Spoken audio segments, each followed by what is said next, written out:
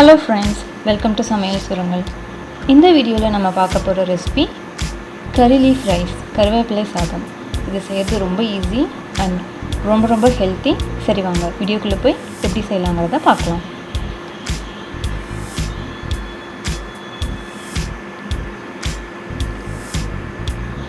இதை செய்கிறதுக்கு ஒரு கட்டு கருவேப்பிலை எடுத்து அது நல்லா க்ளீன் பண்ணிவிட்டு வாஷ் பண்ணி ஒரு 1 hour கிட்ட நல்லா காய வச்சிடணும்.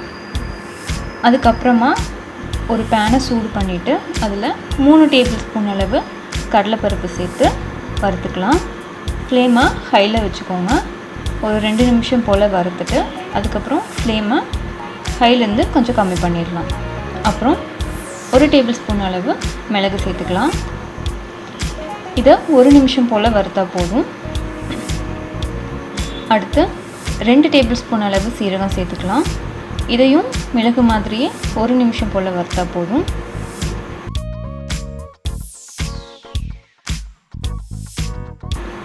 அடுத்து 6 காஞ்ச மிளகாய் சேர்க்குறேன். உங்களுக்கு காரம் கம்மியாக வேணும்னா நீங்கள் 3 இல்லை 4 காஞ்ச மிளகாய் சேர்த்தா போதும். மிளகு சேர்த்துறதுனால காரம் ஜாஸ்தியாக இருக்கும்.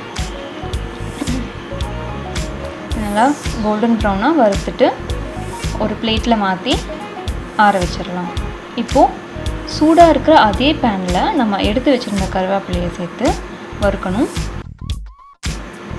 இது ஒரு 8லேருந்து 10 நிமிஷம் வறுக்கணும். அப்போ தான் நல்லா ட்ரை ஆகும். ஃப்ளேமை ஹைலியே வச்சுக்கோங்க. இப்போ இதை நம்ம செக் பண்ணி பார்க்கலாம். இந்த மாதிரி ஒரு இலையை எடுத்து ப்ரெஸ் பண்ணி பார்த்தோம்னா அது உடஞ்சி போகணும். இப்போ இந்த சின்ன இலையை எடுத்து காட்டுறேன்.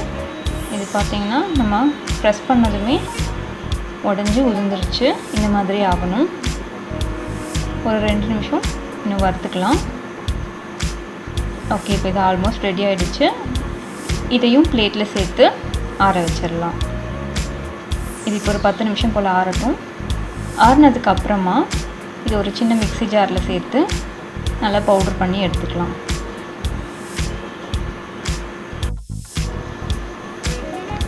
இப்போ கருவேப்பிலை பொடி ரெடி ஆகிடுச்சு. இதை நம்ம ஸ்டோர் பண்ணி வச்சு யூஸ் பண்ணலாம். 2-3 மாதத்துக்கு கெட்டு போகாது. இந்த மாதிரி நல்லா பருப்பருன்னு அரைச்சி எடுத்துக்கலாம்.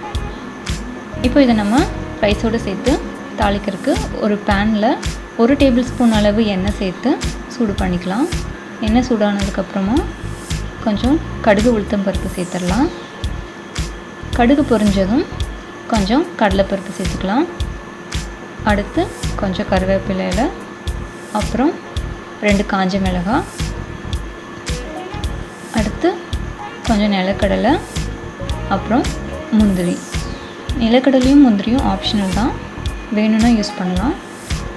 இதை கொஞ்சம் வதக்கிட்டு நம்ம இப்போது இதில் 1.5 டேபிள் ஸ்பூன் அளவு நம்ம பவுட்ரு பண்ணி வச்சுருக்க கருவேப்பிலை பவுடரை சேர்த்துடலாம். அடுத்து 1 கப் அளவு ரைஸ் சேர்க்குறேன். அப்புறம் 1/2 டீஸ்பூன் அளவு உப்பு. இதெல்லாம் நல்லா சேர்த்து மிக்ஸ் பண்ணிக்கலாம். இந்த மாதிரி நம்ம பவுட்ரு பண்ணி எடுத்து வச்சிட்டோம்னா டக்குன்னு தேவைப்படுறப்போ எடுத்து இந்த மாதிரி தாளித்து யூஸ் பண்ணலாம். இது செய்கிறது ரொம்ப ஈஸி தான். ஓகே, இப்போ இது ரெடி ஆகிடுச்சு. இதை நம்ம பிளேட்டிங் பண்ணி சர்வ் பண்ணலாம். ஓகே ஃப்ரெண்ட்ஸ், இந்த வீடியோ உங்களுக்கு பிடிச்சிருந்துச்சுன்னா லைக் பண்ணுங்கள், ஷேர் பண்ணுங்கள். மறக்காமல் சமையல் சுரங்கல் சேனலை சப்ஸ்கிரைப் பண்ணிக்கோங்க. நன்றி.